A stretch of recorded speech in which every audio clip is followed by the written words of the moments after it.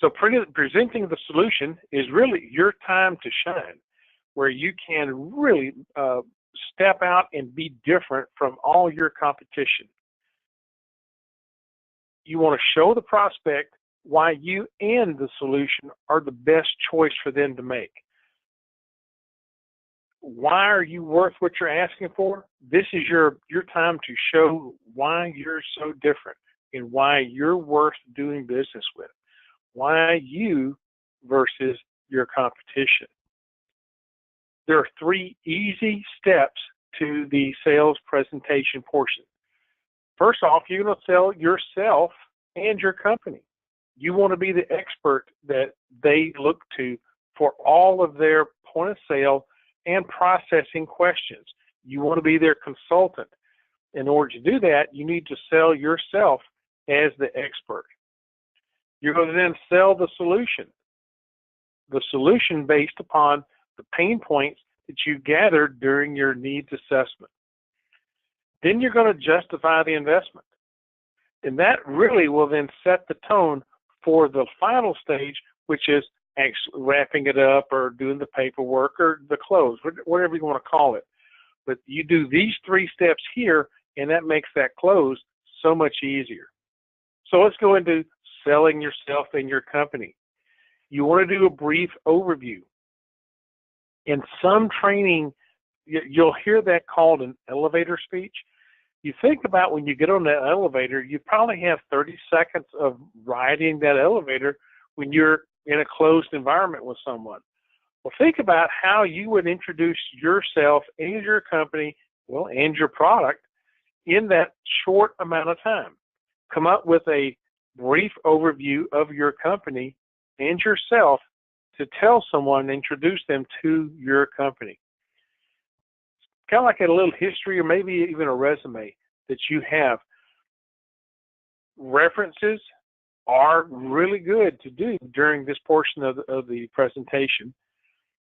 I used pictures when I did mine, and I would take photographs of the outside of the building, of the business.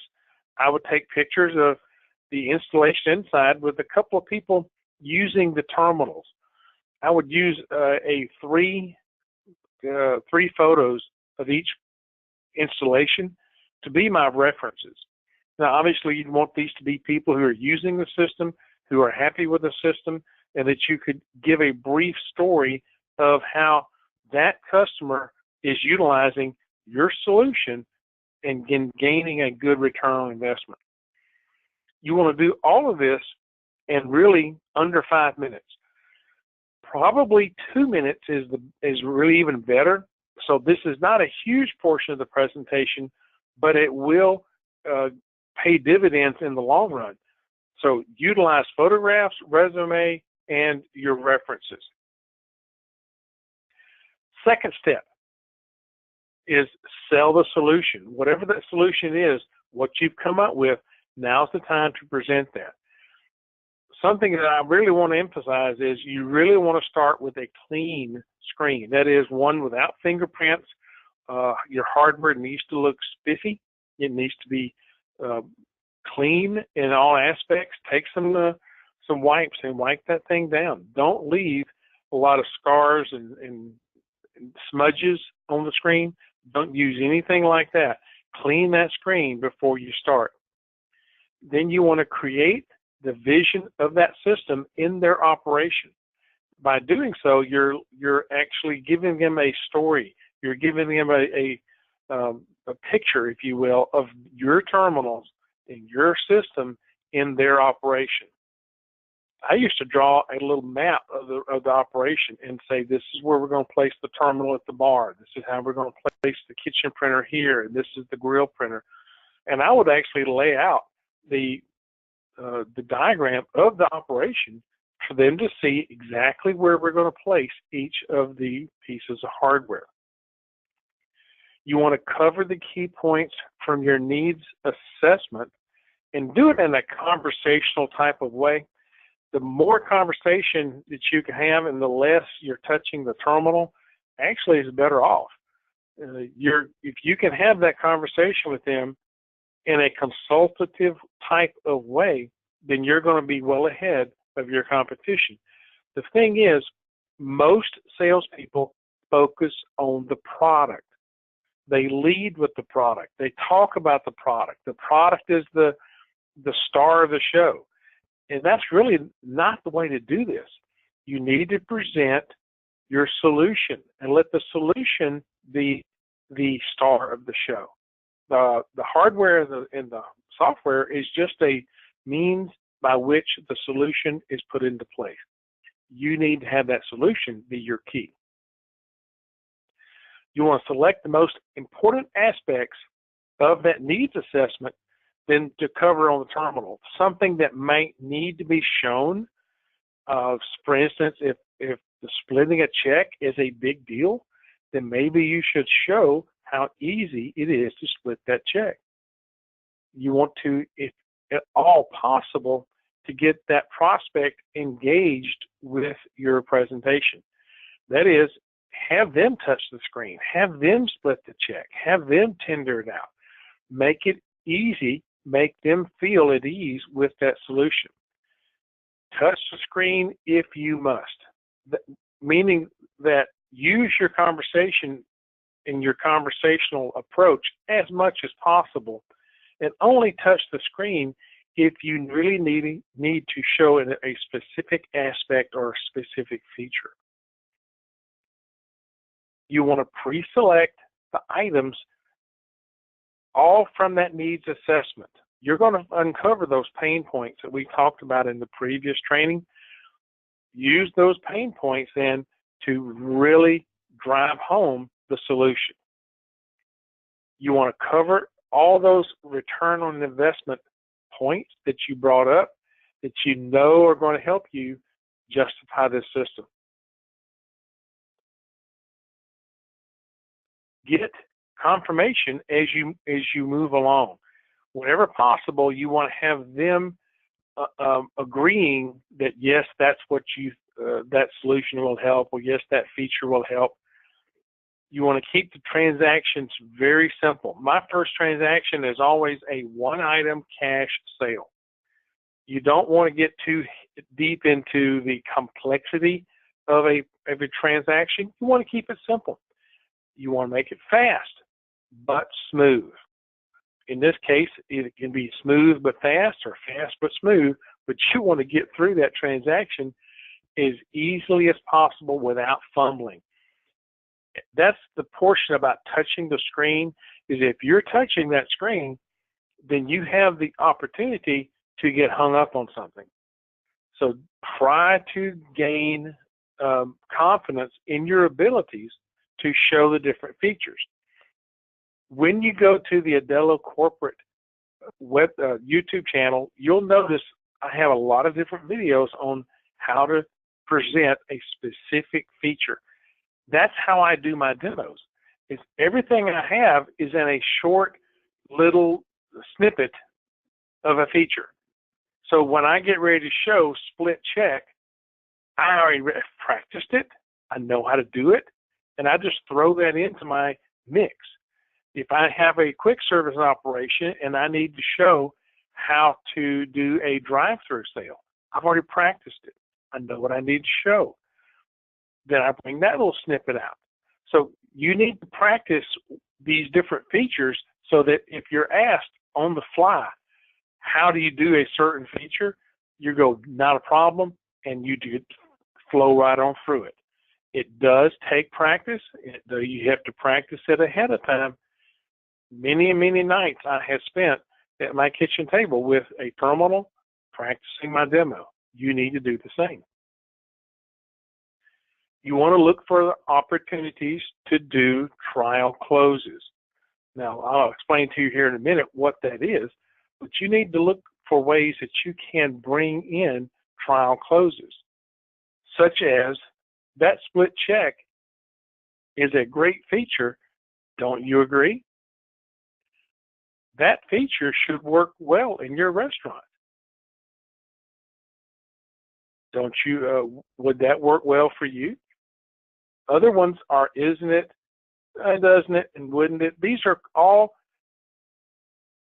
simple phrases that you can put at the end of a statement that then turns it into an opportunity for your customer or your prospect to agree that that would work for them.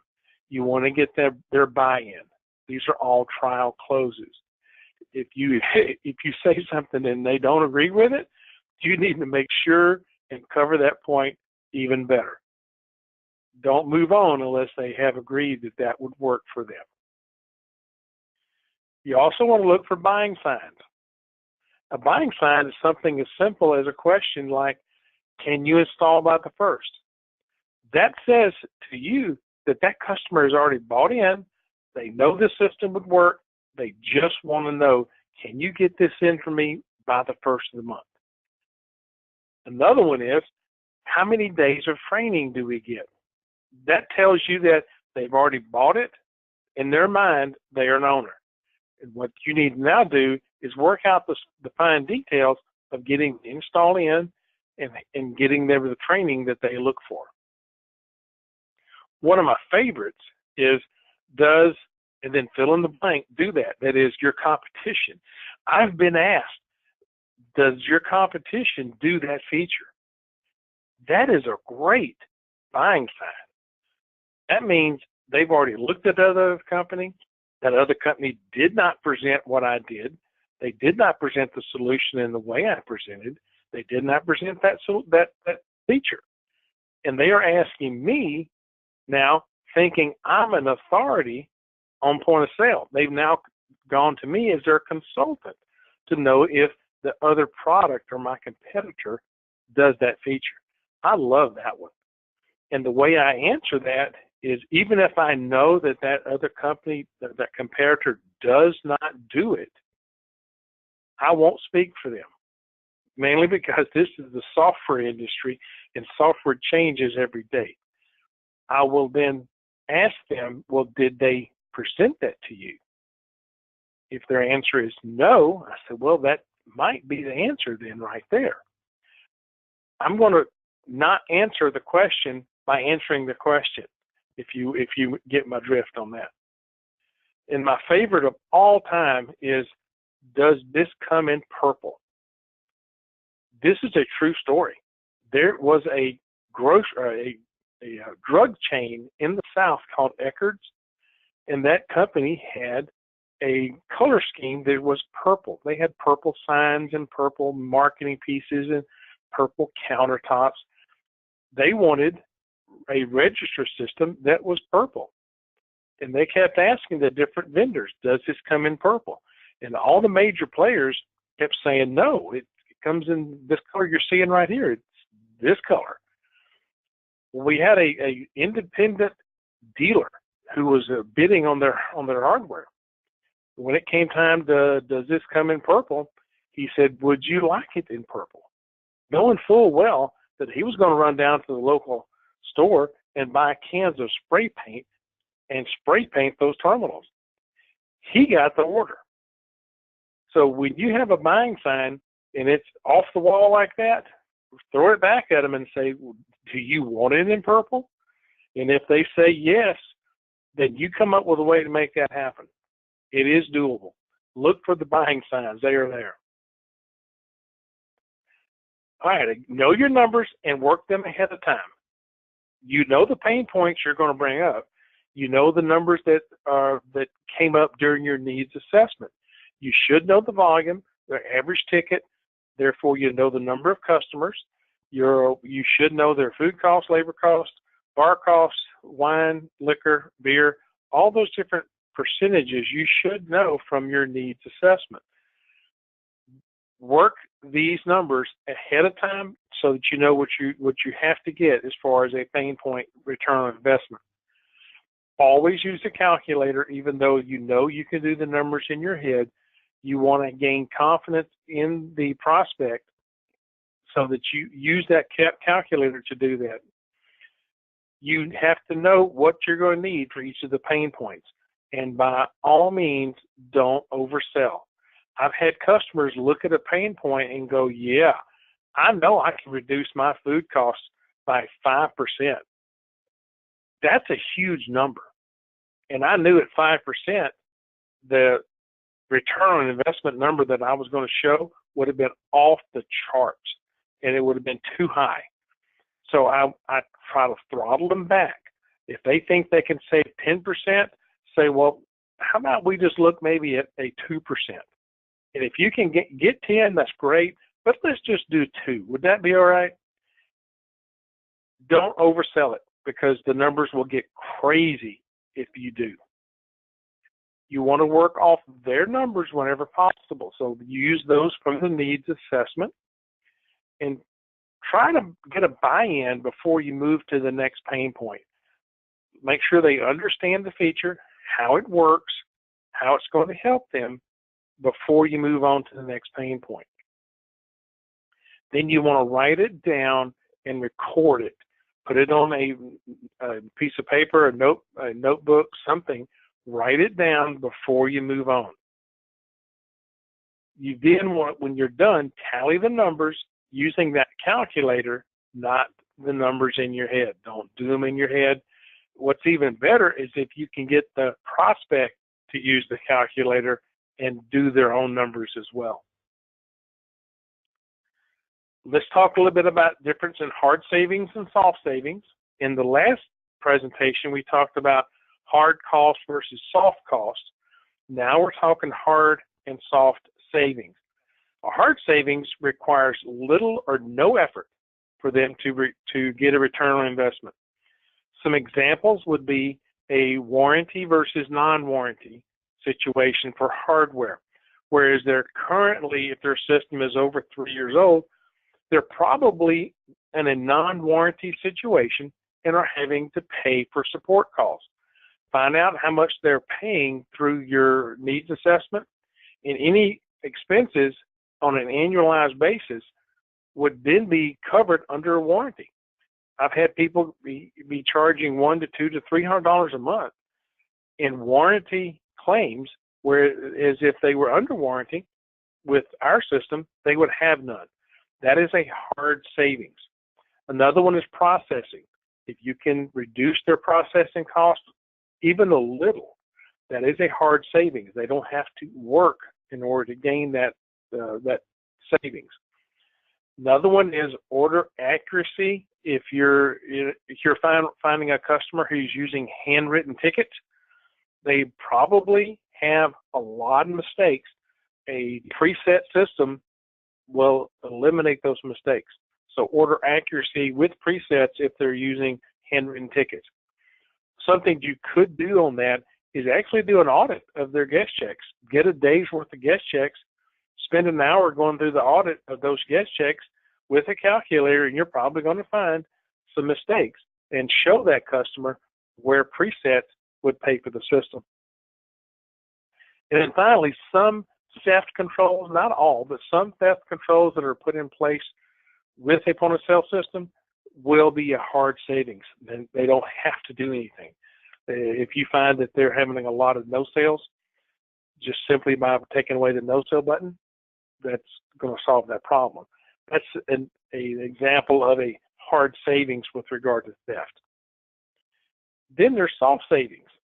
Obviously, the opposite of hard. These take a little effort in order for them to reap the benefits, but still not hard. Labor savings would be an example. They have to do a labor schedule, so they're in order to recover some of their labor costs. Food costs, liquor costs, another indication is they have to do an inventory, so a little effort there. Sales contests require them to read reports in order to act upon them. And then table turns requires that they use the table management feature. So all these would be examples of a soft savings. So now, justifying the system. Let's take an example of working the numbers ahead of time so that you see what a savings would be. If you have a table service operation, I paid today $2.50 for my soft drink. So a $2.50 soft drink, if they have a single server who is only giving away 5 drinks per shift. Now, I did that specifically. The wording is if you have a single, one server who only gives away 5 drinks. I'm saying you could have multiple servers and they're giving away more than 5 drinks. So I'm trying to go low here. If a single server only gives away 5 drinks per shift, and if your soft beverage cost is only 25%, so you'd look at that as the inverse of that, it was a 75% profit. So this is how the numbers work out. $2.50 times 5 drinks given away is $12.50. Times 75% profit means that they are losing $9.38 of profit per day, or a total of $281.25 per month. And I do it this way in order for it to look actually smaller than reality. Because in reality, the $2.50 that they're giving away, the restaurant's losing the $2.50. They're really losing 100%.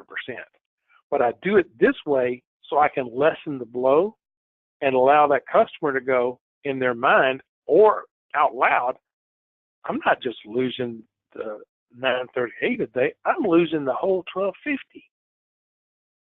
I've had them do it. They get it. They understand it. So that $281.25 is actually a low number. That one feature right there will probably justify a 3 or 4 terminal lease. So that one feature just paid for the system. Let's take another look at something. $1.50 soft drink in a fast food restaurant. If a single cashier only stuffs 10 coupons per shift, and if your food cost or your soft beverage cost is 25%, then this is how it works out. Now, coupon stuffing is something that's very common in a fast food place. Coupons are the only way that a fast food restaurant can really legitimately print money. It is legal tender, valid in that operation, in that restaurant. And they can sit on that printer and just churn them out. They can send those to a mass printer and print thousands and thousands of coupons. Then they'll send those out to a neighborhood, hoping that that neighborhood would then come back in and utilize those coupons. Well, the thing is, those cashiers get the same coupon. And they could take that $1.50 coupon, put it in the register, take out $1.50. Yeah, well, in this case, they're going to put in 10 and take out $15. If the restaurant is not tracking that, if they're not balancing coupons like cash, then they're going to lose that $15. They're going to go, oh, great, that coupon is really paying off. Let's go print some more. This is a biggie. This is a biggie. And you'll notice at $337.50, we just justified the entire system on this one single feature. One more, then I'll move on. If you're looking at a $25 average ticket in a casual dining restaurant, if the table management feature of Aldelo Express would increase table turns by a single table, not the entire restaurant, just one table, and your food cost is 40%. Now, whatever their food cost number is from your survey, that's what you're going to put in there. I just did 40% more or less as a filler for this example, but you would use their actual food cost number. This is how this works out now. One table or one ticket for $25 with a 60% profit is $15 a day. 30 days is $450. Again, we have now justified the entire system off one single investment, one single pain point, one single ROI. Now, looking at from the total of hard and soft savings, I'm going to go with their warranty versus non-warranty, that they're averaging $100 a month. Some months they're not going to have any. Other months they may have $400 or $500 in bills. Let's take a look at an average and divide it out by 12 to get what their warranty would save them over a non-warranty. The soft beverage feature, the coupon stuffing, and the table turns. Then I'll show you what their total monthly savings would be. And it's tremendous. $1,168.75, and I only used 4 pain points. I ask of you, when you do a needs assessment, to look for 3 to 5. Generally, you can justify a system with 3.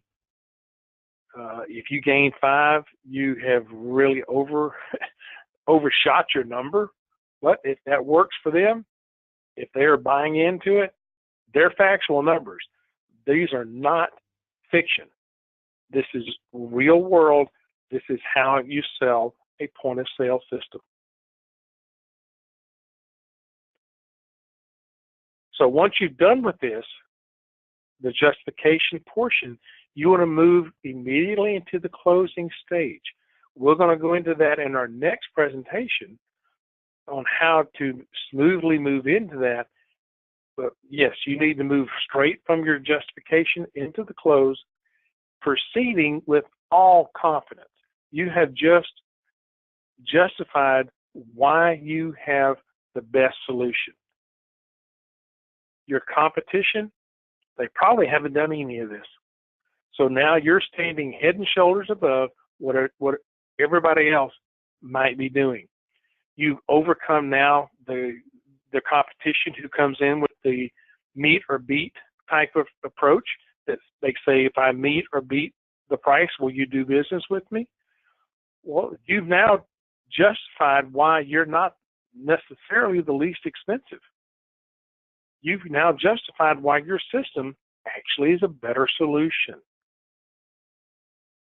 So your competition is not going to stand out. You do these things, you're going to find that you're going to be the winner 80% of the time. When I was selling on the street, which was not that long ago, this is how I did it, and I had an 80% close rate. Now, I did lose some, and in the next presentation, I'll explain to you who I lost to and why. But you have nothing to lose except more sales. You should try this. You should practice these techniques, and you're going to find that you're going to increase your closing percentage tremendously. For more information about Aldelo and our products, you can always call us at 800-801-6036 or email us at sales@aldelo.com. If you have a support question, email support@aldelo.com, or you can check us out at the family of websites that we have: Aldelo.com, AldeloPay.com, and the Aldelo.express.